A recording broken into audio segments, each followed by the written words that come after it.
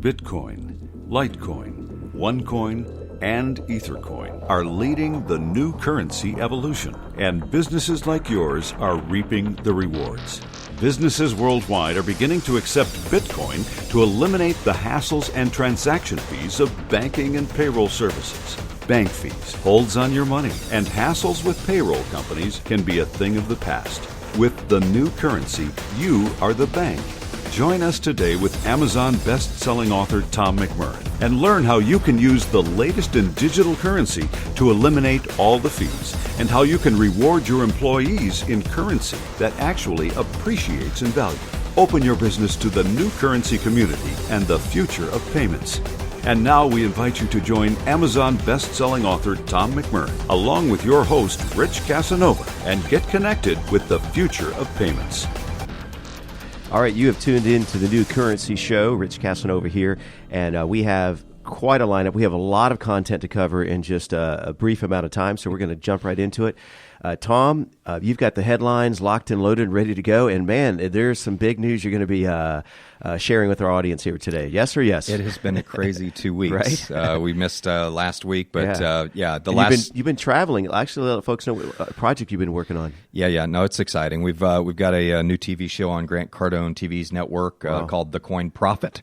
Yep. You can go to thecoinprophet.com, and we're going to be interviewing just industry people from Bitcoin and Ethereum, and just really helping translate this computer techie knowledge. Right. Craig and I went to an Ethereum conference the other day with Taylor Gearing. He was speaking with Ethereum, one of the core developers. I think we understood maybe 30% of it. right. I mean, it was like speaking Martian. I was like, okay, so I got to take this and I got to get businesses to understand it. And that's really, I think, what this show is about, is taking something like the internet in 91 and email and helping people understand how it works. I mean, you're kind of the Rosetta Stone for Bitcoin, right? Yeah, that's funny. You translate it and put it in layman's terms that everybody can understand and connect the dots. Yeah, for $99.95, we'll throw in an extra set of Ginsu knives too. But yeah, no, that's fun. Yeah, a couple big things, lots of big things happening. We'll talk about a little bit about Satoshi being found, or maybe not. Right. And but I think one of the big things that the Bitcoin community is kind of ignoring. We know OneCoin's got 1.9 million members around the world. They're creating a lot of awareness for digital currency. And they made a huge move last week. And on May 3rd, they start accepting Bitcoin for their educational packages. And this is a company that's doing $200 million a week in revenue. Yeah, I mean, they're on target to do $4 billion. I know Bitcoin's cool and all that, but AOL's here, and it's called OneCoin. Right. It's like CompuServe and Mindspring was cool, right, and everybody was digging it, and it had a bunch of groupies around it.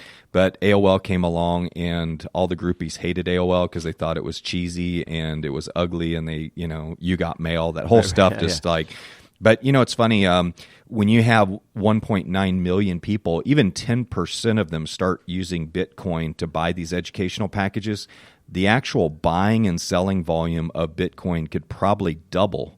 Wow. Which, if you're an investor like me, you're sitting there going, okay, maybe it's time to put some Bitcoin in the portfolio as well. But and certainly time for OneCoin, because it's going to increase their sales. They've had a big challenge with banks around the world because they do so much volume. They can't take Visa, MasterCard. They can't, because they do so much volume. Right. And it just doesn't work for them. So they've had to do a lot of bank wires, which has been a real challenge for them. Now you could go to a site, like if Craig wanted to go buy an educational package with OneCoin and mine their coins, he could go to localbitcoins.com, go to a cafe and meet somebody and buy some Bitcoins and actually go buy a package without using a bank. And so I think what OneCoin has done is they've taken the next huge step of going away from banks and do bankless banking, which is really what this is all about, is how can I get music without having to go to a Tower Records. Right. That's the disruption that's underway, and a lot of people don't realize it, but it is phenomenal. It's exciting. like you said, it's not just another step in the revolution, but the evolution of the Bitcoin or the coin industry, the cryptocurrency industry. But with OneCoin and that announcement, that's another step towards that direction, right? It's well, and there's another article I selected this one over another article, but there was a company in Australia that I can't remember the name of it. I apologize. I'll bring it on next week. But there's a big vendor in Australia that decided they have 4,000 stores, and they started to take Bitcoin as well. Right. So that's phenomenal. But next headline up, we know that the CFTC, Commodities Future Trade Commission, last year in September deemed Bitcoin and digital currencies a commodity, which was really kind of negative. Some people say, wow, well, what they've done is they've legitimized it, right? But they created a pretty harsh tax structure for digital currency in the United States, which definitely is. I mean, you don't want to be taxed, 20 to 35% on the growth of your money, Okay, right. So that makes it that's a negative. And so they really should have done what the internet did, and that is make it tax-free, sit back, watch it grow. But the problem is, I think the government sees it as a vicious animal that they can't control, and they might be right. Well, much like revenue transactions going on the internet, that caught them off guard. They weren't prepared for that technology, and behind the eight ball, there's no way to kind of rewind and. Well, the internet was different because there is reporting. The businesses have to report their income, and there's ways of tracking it all. And of course, they had mail law and telecom type laws to be able to track the legal structure of the internet. They really don't have any legal structure in place except for like the money transmitting licenses and stuff, which is really inefficient. That's like telling everybody that wants to use Bitcoin, which is highly efficient, you need to get a check cashier's license. It's like, come on, what? That's like check cashing is like, that's part of the old generation. Yeah, that's dead. You don't have to have a license to transfer paper money. So So anyway, the CFTC, some former CFTC official comes out and tells Barack Obama that he should heed the call on Bitcoin and open it up. And I got to say, I think Trump already has heeded the call of Bitcoin because he's out there doing Trump coin. And we'll talk about that in a minute. But he, this director really just says, we did it with the internet. We need to do it now with virtual currencies like Bitcoin. The rest of the world's doing it. Right. I mean, the dollar is going to fall so far behind if the rest of the world picks up digital currency. And I think it's a pretty good call. I mean, this guy, Christopher Giancarlo, talks about that. I mean, he spoke at the Consensus 2016 conference, which is a huge conference. So he was in front of a lot of credible people when he said, you should heed the call, Barack. Right. Maybe Barack will just create an executive order and just say, okay, screw it. Let's make it happen. Let's make it happen. We don't need Congress. He has a track record of doing that. He has a track record of doing that. Of course, all presidents do. Yeah. But the next article, Swiss town accepts Bitcoin for public services. And this one caught my attention because this is one of those towns that's very Bitcoin-centric and very friendly. And Zappo, which moved out of North Carolina because they passed legislation that if you do digital currency in North Carolina, you have to have a money transmitter license. Right. Well, North Carolina is the banking capital of the world. Of course they're going to pass that license. And it's kind of like handing somebody a Model T and says, here, you have to compete in this race, with all these modern cars. Here's a license you have to compete with. It's just ridiculous.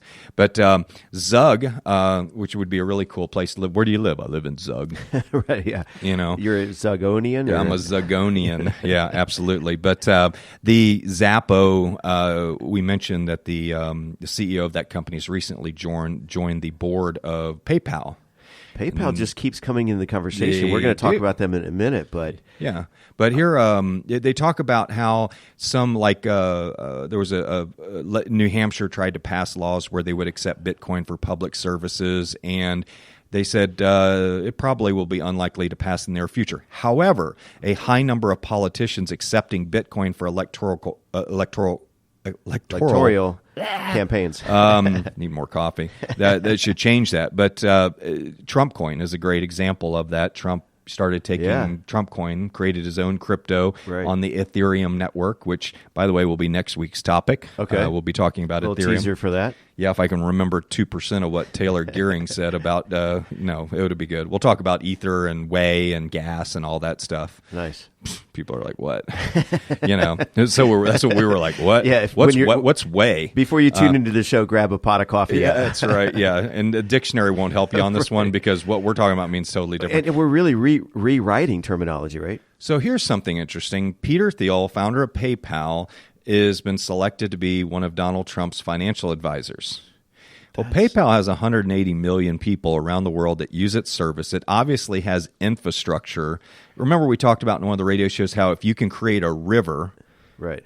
PayPal can create a river for a digital currency. PayPal could come out with the AmeriCoin for the U.S. government, and he could privatize the the U.S. currency is already privatized with the Federal Reserve, but he could create a competitor to the Federal Reserve, which we're a capitalistic country, right? Yeah, shouldn't the Federal Reserve have competition? Right. Yeah. Last time I checked, they were a monopoly, or at very least to augment that. Yeah. So we don't need a monopoly. Maybe we need two currencies that people can choose from and say, if this one works better and makes me wealthier.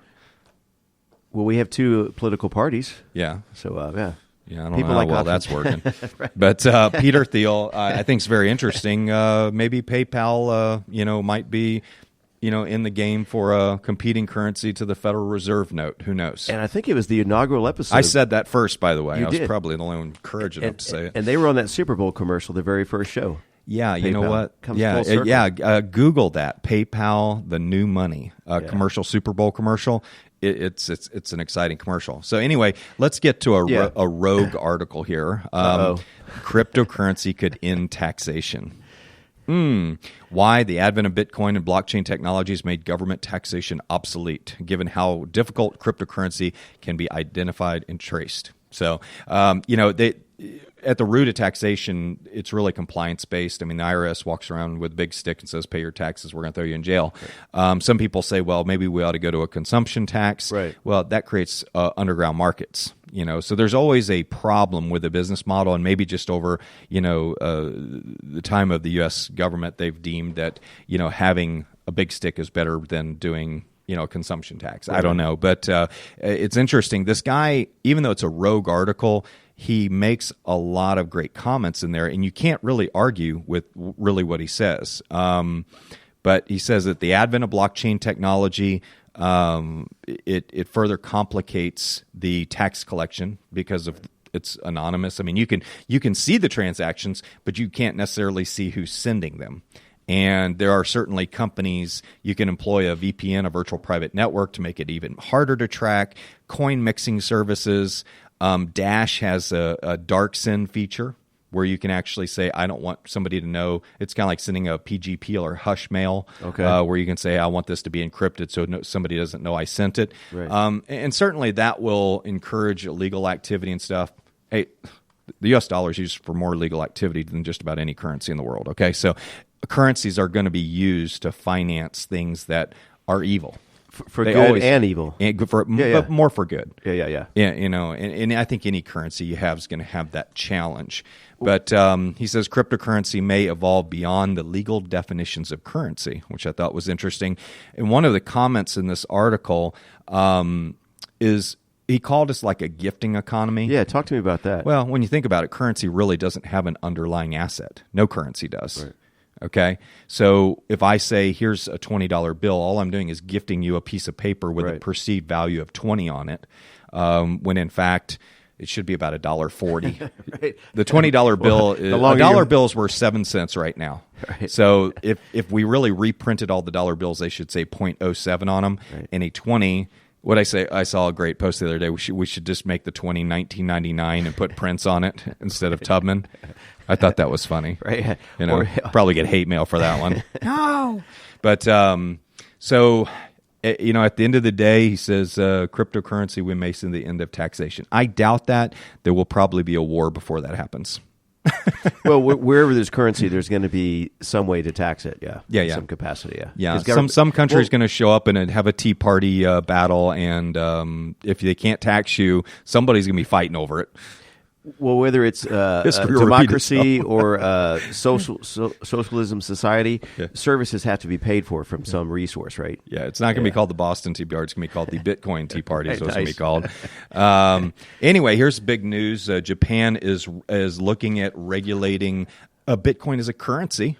Really? So the Asians are all over this thing, man. I really think they get the mathematical aspect of it. And I was making a presentation the other day. I was saying that digital currency, blockchain-based technology currencies are very investor-friendly. Why? Because they're transparent, because they're finite, and they increase in value. Right. And that's really and they're liquid. They're digital. They're instant liquidity. So it's not like a company stock where you got to pay all the fees to transfer stock and all that. It's very inexpensive to do transactions. That'd probably be a fourth element, that transactional cost is very low. And when you think about it from an investor standpoint, if you're going to invest in something, you want it to be finite, right? Right. You want it to be transparent, right? Right. You want it to be low in fees.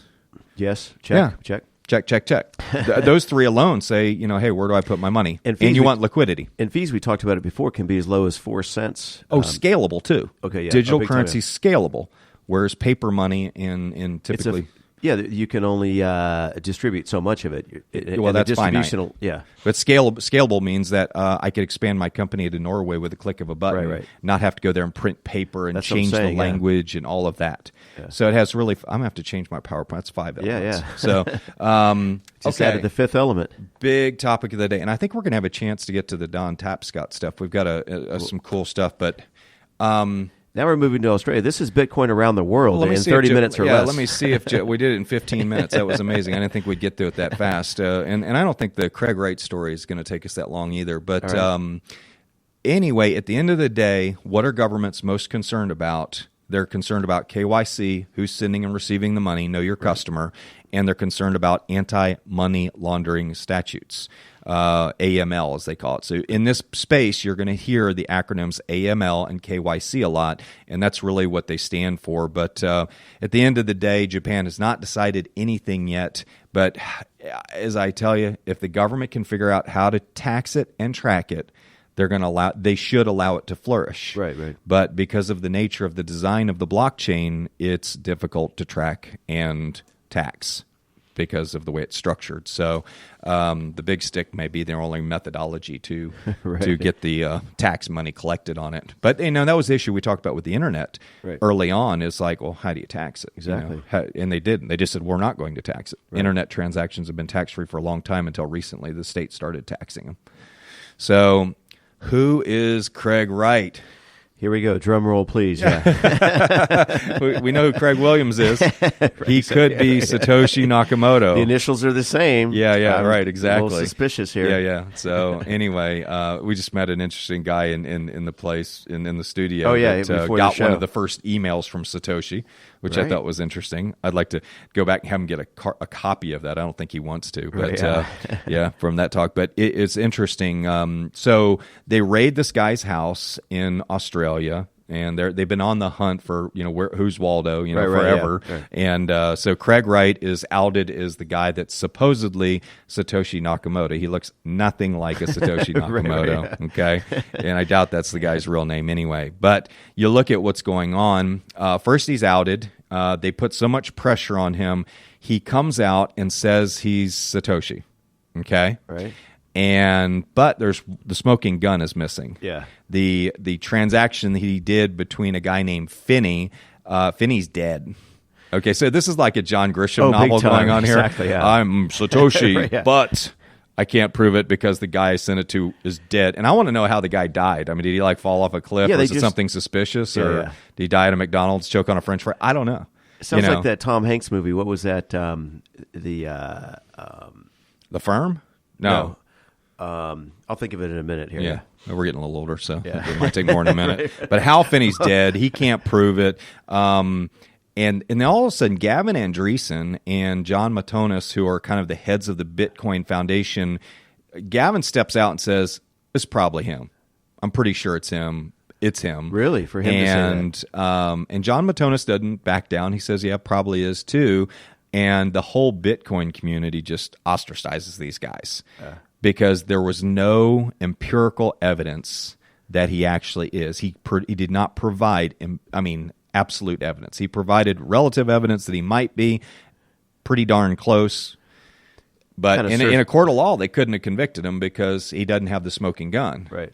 So I think it's Gavin or John Matona says, it's my firm belief that Craig Wright satisfies all three categories. Wow. And then all of a sudden, he comes out. So there, all these reports come out. I'm looking at Guardian, and I try and follow, sources where they have really good investigative reporters, and Guardian does. I like the Guardian. And so I love Andreas Antonopoulos comes out and goes, who cares? Right. He's created, if it is him, the guy's rich. I mean, he's got 1 million Bitcoins according to the blockchain, whoever Satoshi is, whoever holds the initial ones has 1 million Bitcoins at $450 each. So the guy's worth $500 million, whoever he is. Oh, yeah. Okay. But I thought it was interesting to see this. Craig Wright had to, he had to resign from like 15 companies he was on. He shut down his LinkedIn page. I mean, he's under so much threat right now. I don't know if he knew, what was going on, but I like what Andreas says. It doesn't really matter because the software's running on all these nodes around the world now. He can't reverse it. He can't unlock it. It's fully encrypted. Who cares? Bitcoin, and then Bitcoin blocks out Gavin Andreessen, which is a darn shame because, the guy's passionate about Bitcoin and as far as being able to work on the algorithm. And then all of a sudden, twist, Craig Wright U-turns on pledge to provide evidence that he invented Bitcoin. That's part 3 of the saga, and part 4 will follow up sometime else, or it'll probably just get buried in the news. But at the end of the day, Craig Wright said, "I can only say I'm sorry and goodbye," and that's going to be the end of the movie line. Right, yeah. I'm sorry and goodbye until the sequel. Yeah. But pretty amazing stuff going on there, and I think when you look at, say, the AOLs, what I call the second movers in the space, right? Like OneCoin, they are getting into the AML and KYC aspect of it. They are centralized. There's centralized where you have one server that connects everything. Right. So you can envision this one server with lots of lines going off of it. There's decentralized where you have lots of servers co-located around the world serving lots of people. Right. So you have those things spinning off of each of those servers. And then you have decentralized where there's no server. It's everybody's servers working together. And if you want to know more about decentralized, Harvard has got a great diagram online. So if you look up Harvard diagram of decentralized networks, there's an image that talks about that. And I saw it the other day, and I actually put it in one of my slide presentations because it really answers a lot of questions as to why digital currency works. If I send money to Craig, it could be your computer that verifies it. It could be somebody's computer in Norway that verifies it. But speaking of decentralization and blockchain supporters, I've been in touch with Don Tapscott, and I read one of Don's early on books. He wrote the first best-selling book on the internet. Don't ask me the name of it right now because I can't. It's like I can't even think of the name. But of not it. just on. Maybe this Craig subject, will look it up. What was Don Tapscott's first best-selling book?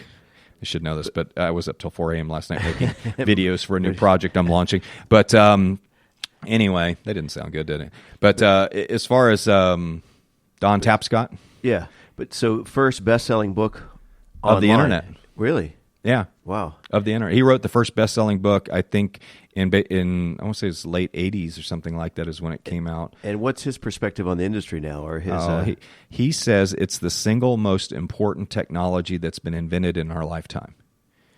And I look at my friends that they're out chasing, flipping real estate and doing all this stuff, and the single most important technology that's ever hit planet Earth in our lifetime. And the opportunities. It's kind of like I ran around telling everybody about the internet until I was blue in the face. Right. In the early 2000s, early 1990s. This is just one of those things where I can't sleep. I look at what's going on in this blockchain technology and the currencies that are being created. There's going to be hundreds of currencies, and I know probably. About an 80% chance of which ones to put my money in to know that I'm going to get massive returns. Right. And So what's interesting, you talk about the evolution of technology, and there's a lot of amazing, we're living in a very unique time and space right now. There are, but no matter what the product, whatever the service is that comes onto the marketplace, it all has to be driven by a currency. Yeah. Right? And that's the ripple effect of that across all continents. You can have the greatest widget in the U.S. or North America or service or Uber. We reference Uber a lot. Yeah. But they have limitations. There's not Uber in some of these third world countries, but the currency has to exist in some shape or form that drives all of this, whatever your widget is. Bringing up Uber, let's take a listen to Don's. He had a special on. I want to talk about that's him. Yeah. He talks about Uber in it, but he was on NPR in a little 3-minute excerpt I'd like you to hear about what he has to say, and hopefully we'll get him landed for an interview here in the near future because he's got a brand new book coming out about the blockchain. All right. And we'll talk about that in just a minute. So let's check it out now. Let's do it. More about blockchain, the technology behind Bitcoin. Don Tapscott is a management professor at the University of Toronto and co-author of a new book on blockchain. He says it is the greatest innovation in computer science in years, a vast digital ledger that can be shared by everyone. On it, there's not just information, but anything of value. Money, titles, deeds can be stored and moved and managed securely and privately. And this is achieved through some clever code and through mass collaboration.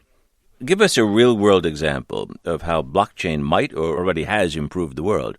Well, Annalie Domingo is a Filipino housekeeper and nanny in Toronto. She gets her paycheck, she goes to the Filipino mall where there's a Western Union office, and she sends her remittances to her mom in Manila. And this takes her about 5 hours a month. She gets charged 10, 11%. 6 months ago, Annalie Domingo started using a tool called Abra, and she types in $200 and her mom's ID, and the money is transferred in a millisecond. The fees are 0.25%. Now, where was her $200 before it was transmitted to the Philippines? It's on her mobile phone. And she got it there by going to a Bitcoin teller or to a bank or on the internet. And this has now changed her world a lot. I understand the incentive to pay a much smaller commission for a transfer than you have to pay now. On the other hand, I was trying to think and reading a little bit about this, whether I really mistrust my bank that much, apart from issues of cost. Do we need this if we feel fairly confident about the bank we use? Well, overall, these intermediaries do a pretty good job, but there are limitations. They all take a fee, but there are other problems. They capture our data. And here we have this biggest asset from the digital age, data, but we create it, but we don't get to keep it. And it's not just that we can't monetize it, but this data is often used to undermine our privacy. Does somebody own blockchain? How would you describe that? No, it's open source. First of all, there are many blockchains. The Bitcoin blockchain is the biggest.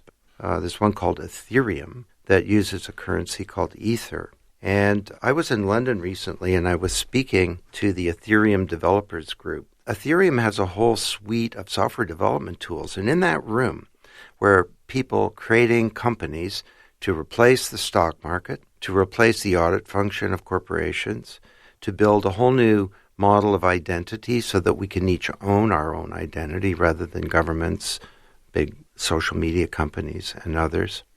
There was a company creating an alternative to Uber, and most of what Uber does can be replaced by what are called smart agents and smart contracts on a blockchain, and the drivers get all of the value. This technology is the single most important technology of our time because it enables us to collaborate together in the world as peers. And through that, maybe we can create a new kind of environment for the better. Well, Don Tapscott, thanks for talking with us about it today. My pleasure. Don Tapscott is the author, along with Alex Tapscott, of Blockchain Revolution, How the Technology Behind Bitcoin is Changing Money, Business, and the World. So The Digital Economy was the name of his book. It was written 20 years ago, and Wikinomics is another book that he wrote that I recommend. It was written about the mass collaboration. So he's written a book about the internet. He's written a book about mass collaboration, and now he's written a book about the blockchain that he's launching. I think it launched today or sometime this week. Wow! But he's putting his book out there, so he's got all three topics that are relevant to the blockchain. And so I follow DonTapScott.com if you want to learn more. He's one of my mentors in the space, and look forward to hopefully interviewing him in the near future. So, but did you hear that? He was at a conference where there were people and they're building apps to displace the stock market. Uber's got a 70, and there's people in there thinking they can displace Uber already. Wow. So that's how powerful the technology is. Just mind-boggling. Yeah. We just have about a minute or less left here, so some announcements. Give us what's going on. You have some local events here, as well as the next topic. May 26th, we've got a luncheon at the Buckhead Capitol Grill, and you can find us at newcurrencylunch.com. Definitely get subscribed to us on thecoinprofit.com for the Grant Cardone TV show. Be listening out for that and some big interviews on there. And so as far as our Facebook groups that you can go to, like Atlanta New Currency, you can go to Indianapolis New Currency. We're creating these local groups. Okay. So you can type in just about any city or state name and hopefully find one of our groups where you can go in and get more information and connect with people that are meeting about the new currency.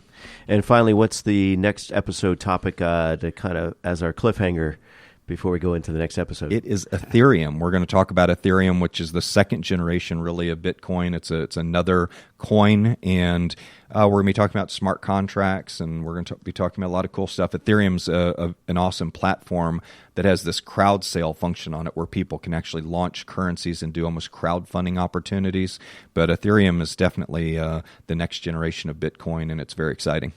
We'll tune into that on next episode of The New Currency Show. Thank you for joining Amazon best-selling author Tom McMurrain and your host Rich Casanova, along with their guests on this episode of The New Currency Show.